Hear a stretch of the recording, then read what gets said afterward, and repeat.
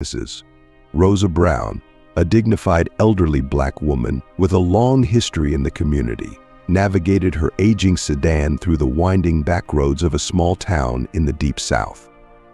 She had just finished her weekly grocery shopping, a routine she had maintained for years, and her thoughts were focused on the comfort of home and the dinner she planned to prepare, a meal that carried the warmth of family traditions passed down through generations. As she drove, the sun dipped low on the horizon, casting long shadows across the road. The tranquility of the evening was suddenly shattered by the piercing sound of a police siren. The abruptness of the noise startled Mrs. Brown, causing her heart to race. In her rearview mirror, she spotted the telltale flash of red and blue lights growing closer. Knowing there was no reason to fear, but feeling the familiar tension that any encounter with law enforcement brought, she calmly pulled her car to the side of the road and came to a stop. Moments later, two white police officers emerged from their cruiser, their expressions stern and unreadable as they approached her vehicle. Mrs. Brown kept her hands firmly on the steering wheel, her mind racing with memories of stories she had heard over the years, stories of similar encounters that had not ended well for people who looked like her. She took a deep breath, reminding herself that she had done nothing wrong, and waited for what would come next. As the officers reached her car, their demeanor was cold and authoritative. Without so much as a greeting, they demanded her license and registration.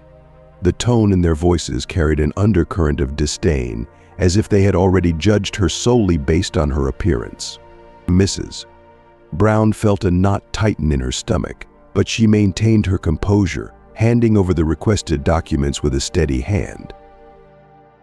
The situation quickly escalated as the officers began to question her in a manner that was not only disrespectful but laced with unnecessary aggression. They questioned why she was driving on that particular road at that time of day, their words dripping with suspicion. The implication was clear: they did not believe she had any legitimate reason to be there. Mrs. Brown, a woman who had lived through the civil rights movement and had seen more than her fair share of prejudice, knew this was more than just a routine traffic stop. This was an encounter steeped in the toxic remnants of racial bias that still lingered in the region. Despite the injustice she felt, Mrs. Brown remained calm, refusing to allow the officers to provoke her. But as their hostility grew, so did her resolve. She knew she could not let this treatment go unanswered. Drawing on the strength and wisdom she had cultivated over her many years, Mrs. Brown made a silent decision. This was where she would draw the line.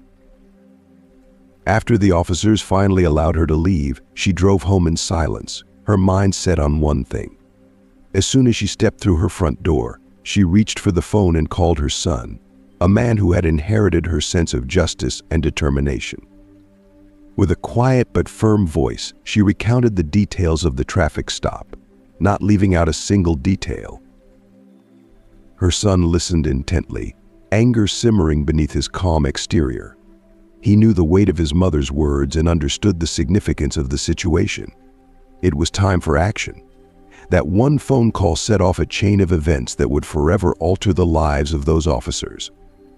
What they had seen as a routine traffic stop, laced with casual cruelty, would soon become a turning point they could never have anticipated.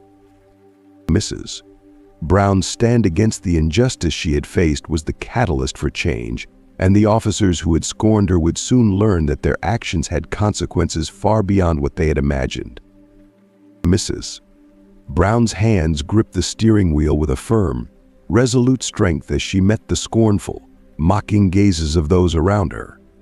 This kind of situation was all too familiar. She had encountered similar disdain and judgment countless times throughout her life. Mrs. Rosa Brown, a woman who carried herself with a quiet dignity and an inner fortitude, was no stranger to adversity.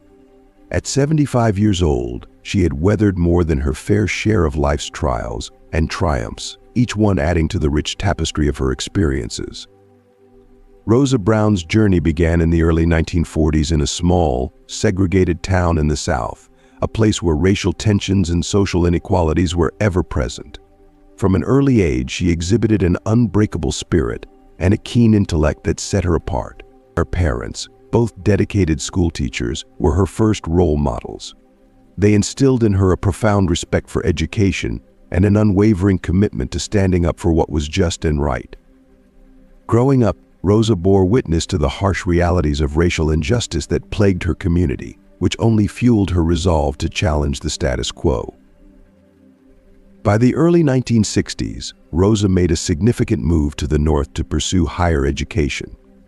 It was during these formative college years that she became deeply immersed in the burgeoning civil rights movement. Inspired by the powerful leadership of figures such as Martin Luther King Jr. and her namesake Rosa Parks, Rosa became an active participant in local activist groups. She engaged in numerous protests and sit-ins, risking her safety and comfort to fight for equality and civil rights. Her involvement was not just a passive endeavor. She played an instrumental role in organizing and mobilizing efforts that aimed to bring about tangible change. As the 1970s unfolded, Rosa Brown emerged as a prominent and influential figure in the ongoing struggle for civil rights. Her tireless dedication was evident in her work organizing voter registration drives in the South, where she was pivotal in registering thousands of new voters. Her efforts had a lasting impact on the political landscape, contributing to significant shifts in representation and policy that reflected the changing tides of the era. Rosa's professional achievements were deeply intertwined with her personal life. She married a fellow activist, sharing both a life and a mission dedicated to the pursuit of justice. Together, they raised a son, David, whom they nurtured with the same values of justice and equality that had guided their own lives.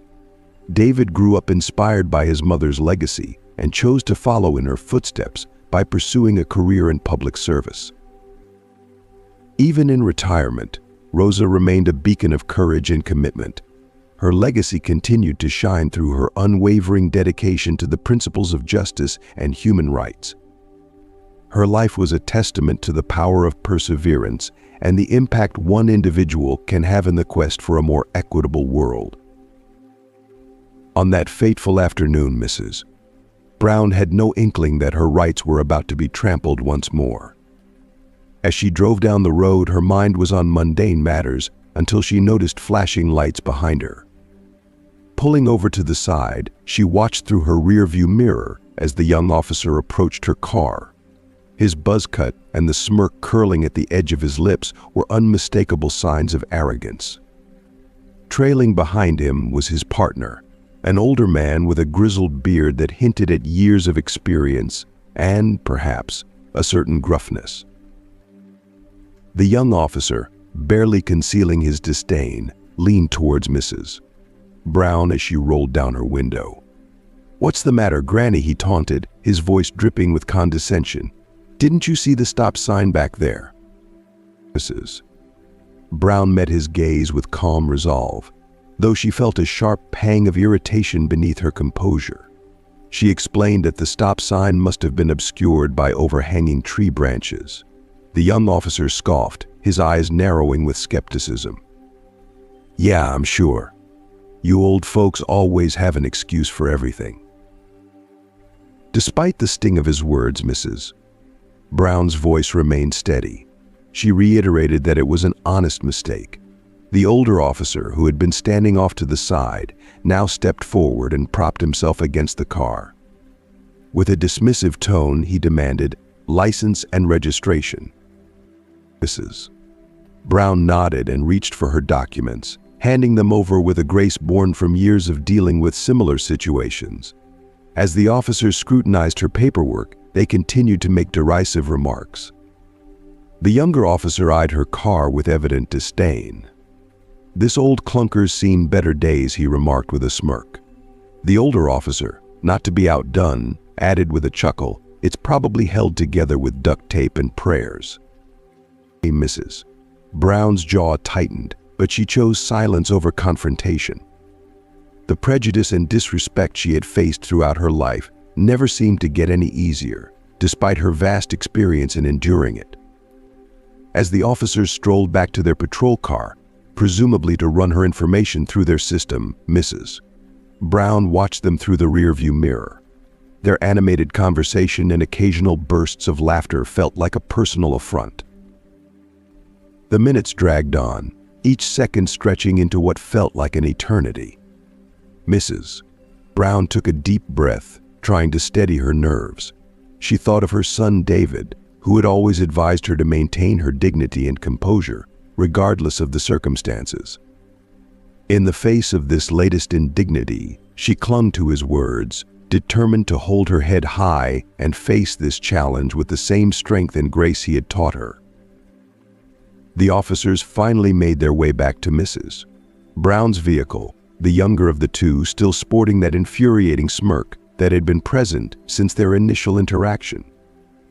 He looked at her with a patronizing air and said, "Everything seems to be in order, but we're going to need to search your car." His tone was unmistakable, suggesting that this was not a request but a command, leaving no room for negotiation. Mrs. Brown, visibly distressed, questioned the necessity of the search.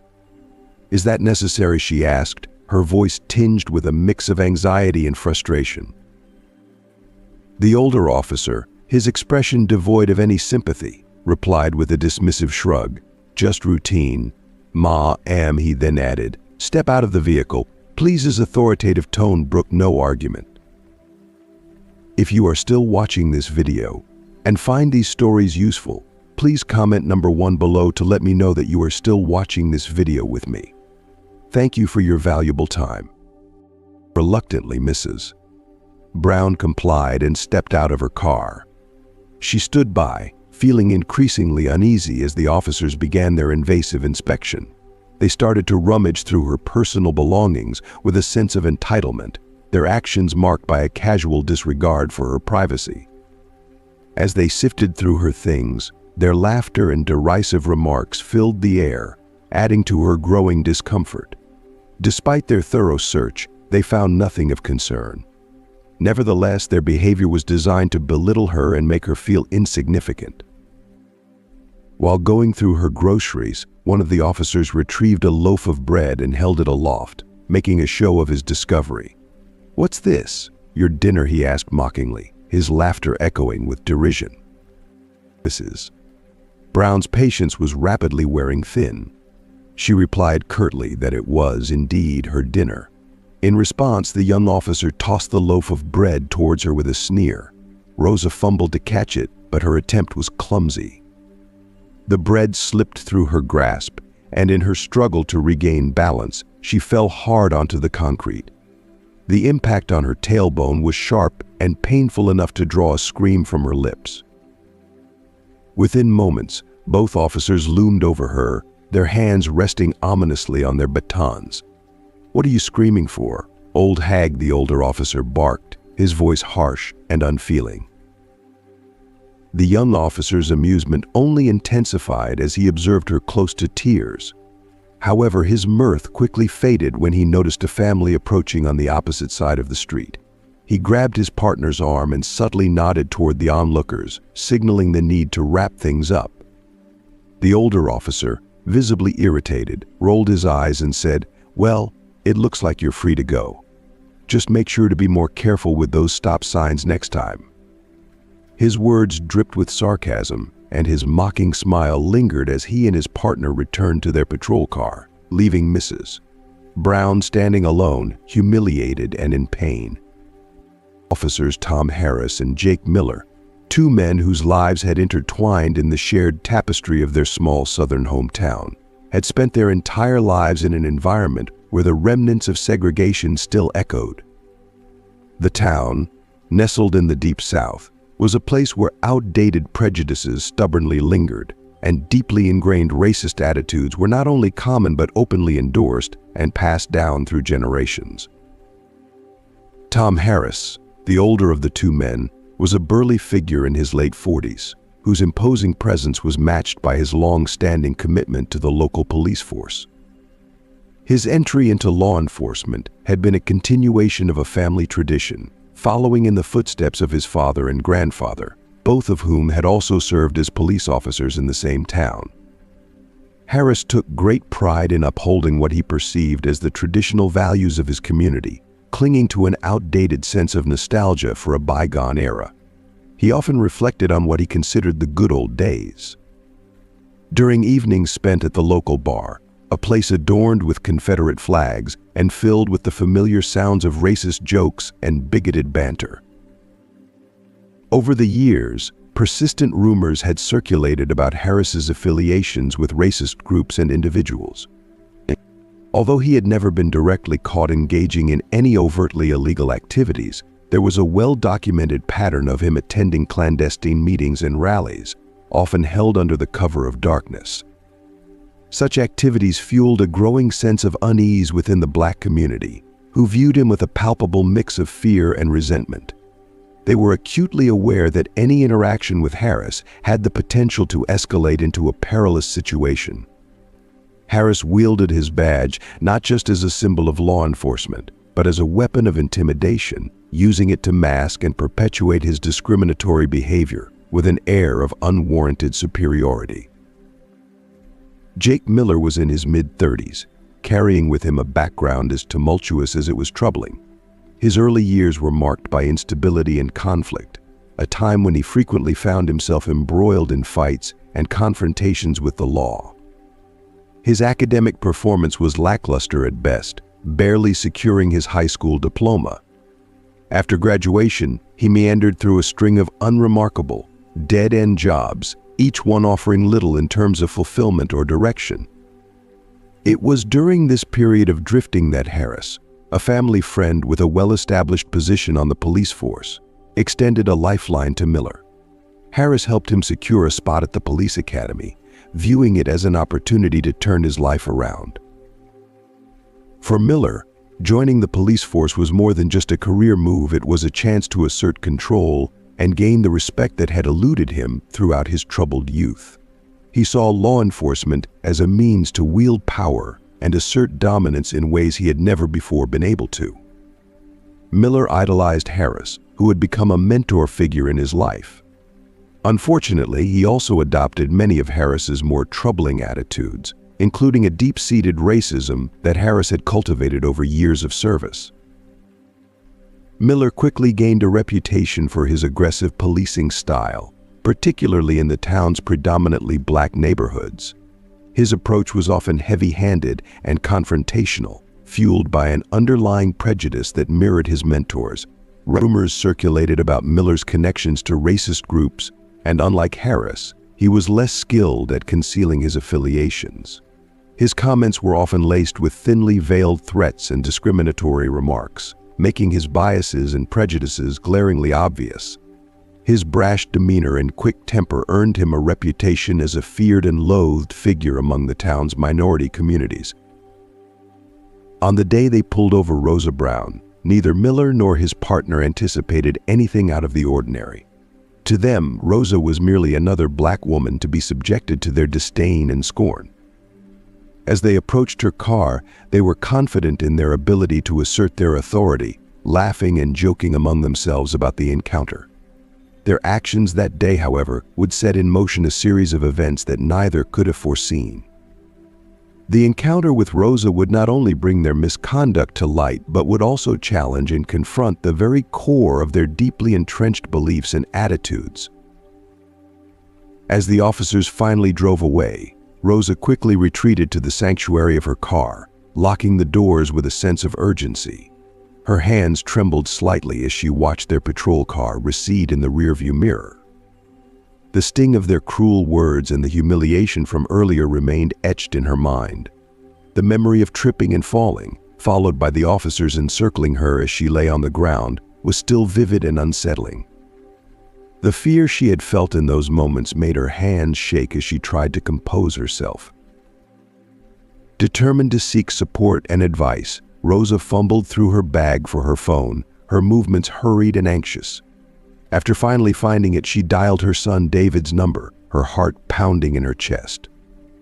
David's voice, full of concern and immediate reassurance, came through almost instantly. His first question was whether she was okay. "David, I just had an encounter with some police officers," Rosa began, her voice quivering despite her efforts to remain steady. "They stopped me for a minor traffic violation and were incredibly disrespectful. I'm still here on the side of the road, and they're just sitting next to their car, drinking sodas. I'm watching them through my rearview mirror." There was a brief silence on the other end of the line as David processed the situation. He quickly asked for her exact location. "I'm near the corner of Elm Street and Maple Avenue," Rosa replied, trying to keep her voice as steady as possible. David assured her that she should stay put and not move. He promised to handle the situation and to call her back within a few minutes. Hearing his confident and caring response, Rosa felt a wave of relief wash over her. She knew that her son would take action to address the situation and ensure her safety. As she ended the call, Rosa took a deep breath and sat in her car, trying to calm her nerves. The incident replayed in her mind, each detail feeling more intense as she recalled the officer's behavior and her vulnerability. While waiting for David's call, she focused on grounding herself, drawing strength from the knowledge that she was not alone and that her son was on his way to help.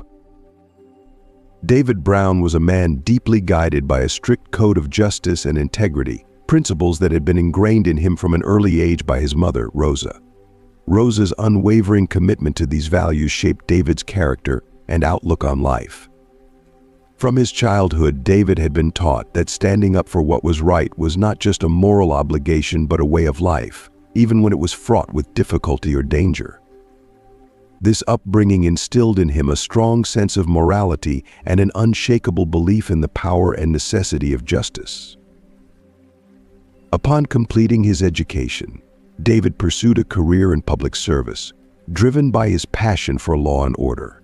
He was acutely aware of the imperfections within the justice system, its susceptibility to corruption, abuse of power, and discrimination, particularly against people of color. These issues troubled him deeply and fueled his resolve to effect meaningful change. Determined to address these flaws and contribute to a more just society, David chose to become a federal prosecutor. Throughout his career, David built a formidable reputation for being both tough and fair. His approach to law enforcement was marked by a relentless pursuit of justice. He was known for taking on cases that others shied away from, whether because they were deemed too challenging or too controversial. David's tenacity and refusal to tolerate abuses of power set him apart. He was dedicated to holding those who misused their authority accountable, regardless of their position or influence. This unwavering commitment earned him the respect of his colleagues and the fear of those who found themselves on the wrong side of the law. David's inspiration and driving force had always been his mother. Rosa Brown's activism during the civil rights movement left an indelible mark on David. Her courageous efforts and steadfast commitment to fighting for equality and justice profoundly influenced him. Her stories of struggle and perseverance shaped his worldview and fueled his determination to carry forward her legacy. David saw his work as a way of honoring Rosa's sacrifices and continuing her vital contributions to the fight for civil rights. Through his actions, he aimed to uphold the principles she had championed and make a lasting impact on the quest for justice. When David received his mother's call, he immediately felt a surge of anger. The thought of anyone disrespecting her, especially officers of the law, was intolerable. He knew he needed to act quickly, not just to protect his mother but to ensure that those responsible were held accountable. David's mind began to race as he considered his options. He knew that the local authorities might not take the incident seriously, especially in a town with a history of racial bias. But David had connections, and he wasn't afraid to use them. He quickly contacted a colleague at the Department of Justice who specialized in civil rights cases. Within minutes, David was on the phone with federal agents, explaining the situation and emphasizing the urgency of the matter. He requested that a team be sent to investigate the officer's conduct and promised to provide any assistance needed to ensure a thorough investigation. The agents assured him they would act swiftly, David then called his mother back to reassure her that help was on the way. When David arrived at the scene, Mrs. Brown's eyes filled with tears of relief. David hugged her and promised to see that justice would be served. If you are still watching this video and find these stories useful, please comment number 2 below to let me know that you are still watching this video with me. Thank you for your valuable time. When David received the call from his mother, a tidal wave of anger surged through him. The very thought of anyone showing disrespect towards her, particularly law enforcement officers, was utterly unacceptable. The injustice she had experienced fueled a fierce determination within him. He understood that he had to act swiftly, not only to safeguard his mother but to ensure that those responsible faced the consequences of their actions. David's mind raced as he weighed his options. He was acutely aware that in a town with a history steeped in racial bias, the local authorities might be inclined to dismiss or downplay the incident. The thought of his mother's distress being met with indifference from the local police only intensified his resolve. Fortunately, David had connections that could provide leverage. Without hesitation, he reached out to a trusted colleague at the Department of Justice, someone with a specialization in civil rights cases. Within minutes of hanging up, David was engaged in a critical conversation with federal agents.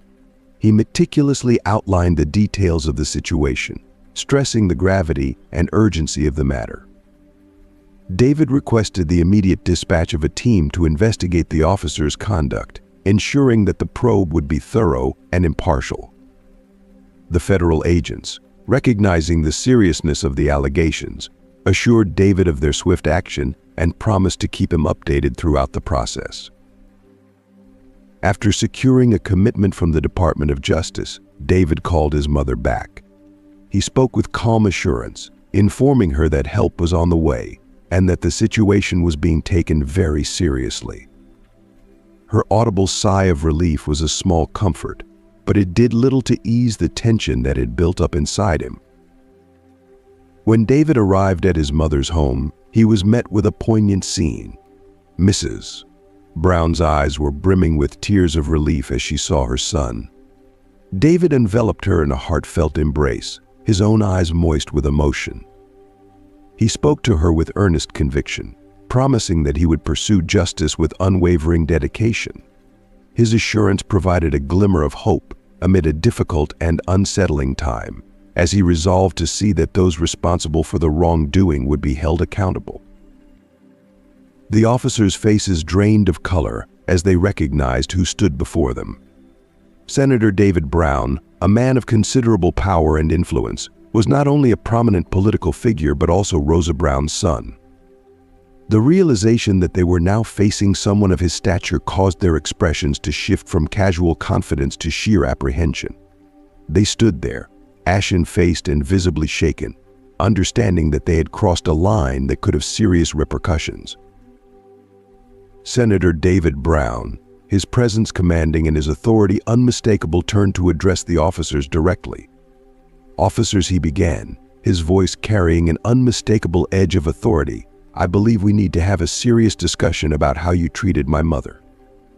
His tone was resolute, leaving no room for misinterpretation of his intent.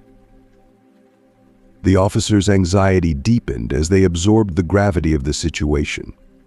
Senator Brown was well known for his steadfast commitment to justice and equality, and his reputation for holding individuals accountable was well earned. The officers began to stammer and offer feeble explanations, trying to downplay the incident by insisting that they meant no harm. Their attempts to mitigate the situation only seemed to heighten their discomfort. "That's not what it looks like to me," Senator Brown replied sharply, his eyes narrowing as he spoke. "Mocking and disrespecting an elderly woman is harmful, regardless of any claimed intent. Did you or did you not cause her to fall, and then stand over her instead of offering assistance?" His words were pointed and unyielding. "Your behavior was unacceptable, and it will not go unaddressed." The weight of his words hung heavily in the air. The officers, already unnerved, could do little more than acknowledge their transgressions. Senator Brown's insistence on accountability was clear, and the consequences of their actions were now very real. The incident had not only exposed their misconduct but also brought them face to face with the undeniable authority of someone who would not allow such behavior to go unchallenged. The officers stood there, a palpable silence hanging in the air as they absorbed the gravity of the situation. The smugness that had marked their earlier demeanor had vanished, replaced by a heavy sense of shame. They knew there was nothing they could say to undo their actions or to erase the impact of their behavior.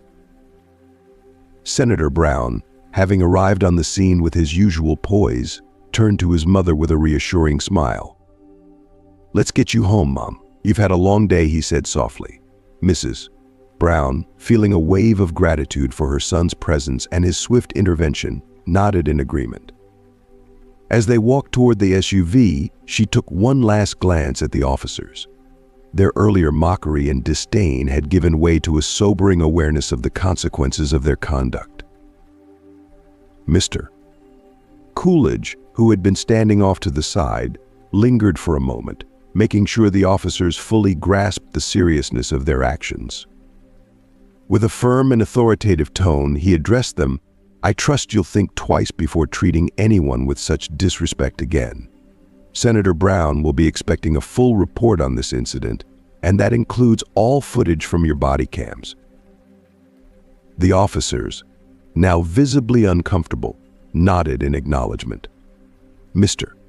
Coolidge's words carried a weight of authority that underscored the importance of accountability and respect in law enforcement.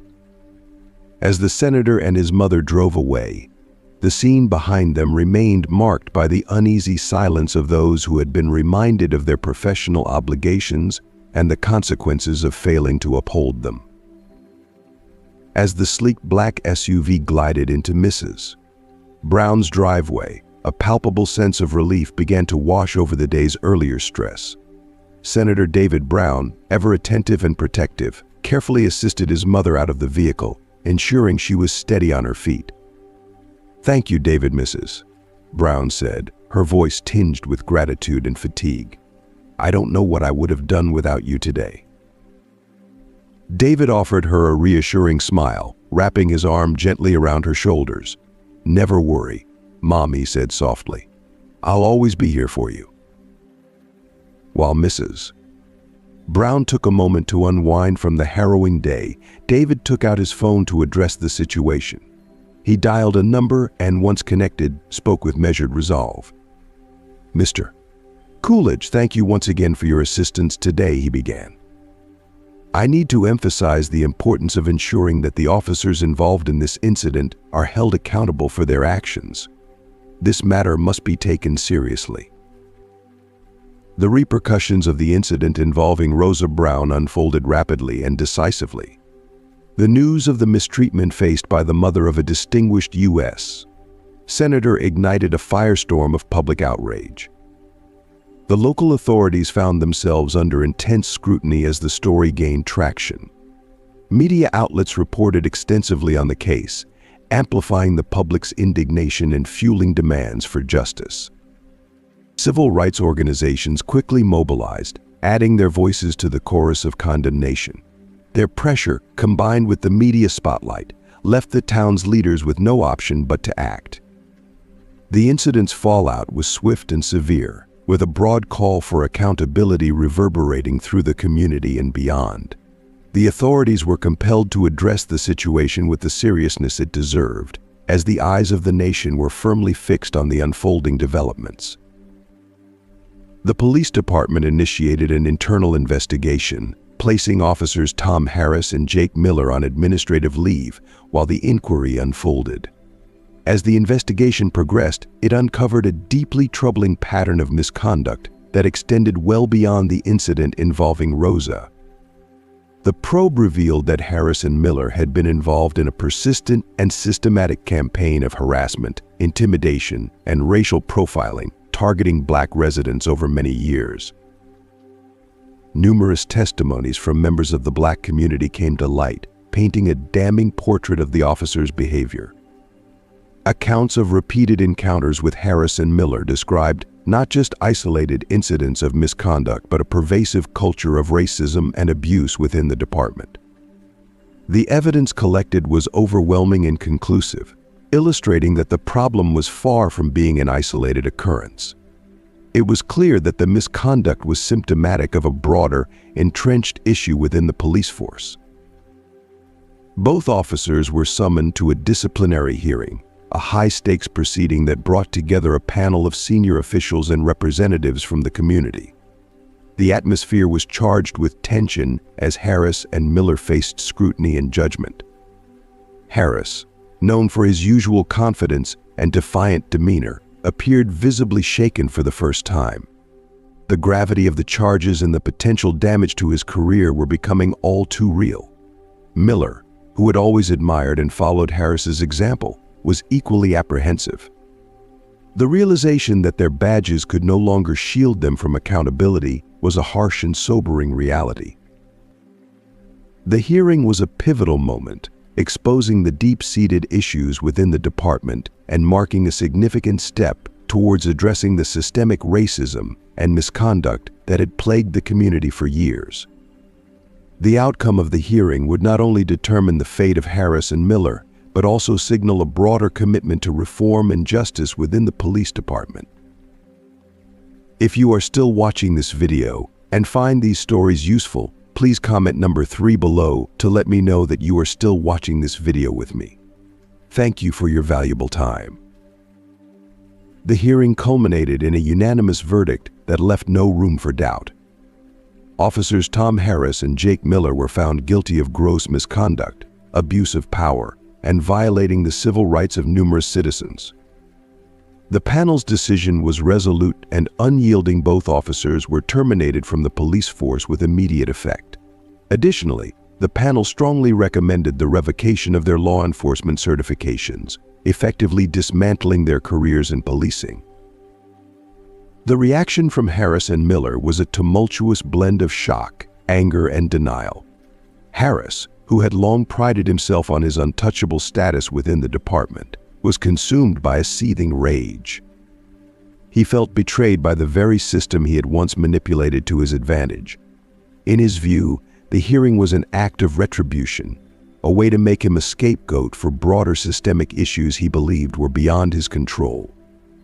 Despite his vocal protestations, a deeper, unsettling truth lingered within him. His unchecked power and impunity had finally been stripped away. The prospect of losing the authority he had wielded so recklessly was a harsh and unpalatable reality. Miller's reaction was marked by a profound lack of composure. Overcome by the weight of the verdict and the implications for his future, he broke down during the hearing. His expression of regret was tinged with a palpable sense of resentment. The finality of the decision, coupled with the loss of his job, represented not just the end of his professional career, but the erosion of his identity and sense of purpose. For Miller, the future seemed shrouded in uncertainty and despair as he grappled with the harsh reality of his new, bleak circumstances. The consequences of Harris and Miller's actions were far-reaching, extending well beyond the immediate loss of their jobs. Their names and faces quickly became fixtures in news reports, plastered across television screens and front pages alike. The scandal cast a long shadow over their lives, transforming them into social pariahs within their community. As public outrage intensified, their former colleagues and acquaintances, once close, began to distance themselves. Old friendships dissolved, and people who had once looked up to them now turned away in disdain. The sense of betrayal and rejection was palpable, and Harris and Miller found themselves in an ever-deepening state of isolation. For Harris, the fall from grace was particularly stark. Once a respected figure with influence and authority, he now faced an unrelenting struggle to maintain even a semblance of his former life. With his career in law enforcement irreparably damaged, Harris was forced to take on a series of menial and low-paying jobs just to make ends meet. The man who had once wielded power and commanded respect now grappled with the harsh reality of his new circumstances. Each day brought with it a relentless reminder of his lost status and the profound personal and professional setbacks he had endured. Miller, too, encountered a similarly harsh reality.